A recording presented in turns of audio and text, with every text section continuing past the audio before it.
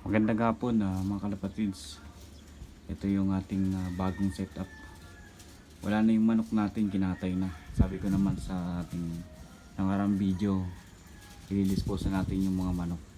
Tapos itong kulungan ng pusa na una kong ginamit sa video, tinanggal ko na rin doon. Tapos yung kulungan ng manok, nilipat ko rin yung mga kalapati ko. So ngayon 2 days nang nabunot yung mga pakpak or yung bagwis nung lalaki. So wala nang pakpak yan. Ito, nabunot ko na yan. So abangan natin yung pagtubo para makaronda na sila. So papangalanan ko yan, lalaki si Manoy, tapos itong babae si Inday.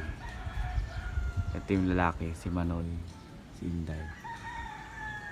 So yan, medyo nagka-interest ulit ako sa pag-aalaga ng kalapati ngayon, dahil gusto rin ng anak ko.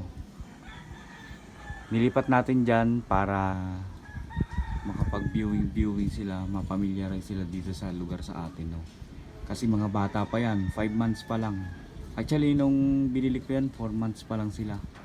Dito na nag 5 months sa atin. So mga bata pa yan, mababatcher pa natin yan. And kung tatanungin niyo ako sa bloodline ng ating kalapati, wala akong history kung anong bloodline yan. Kung native ba yan na kalapati o may halo, di ko alam. Siguro pag napadaan tayo dun sa binilhan natin, tatanungin natin yung may-ari kung anong line nitong kalapating nabili natin sa kanila, dahil malamang alam nila yon. So yan, update ko na lang kayo ulit sa mga susunod na araw kung anong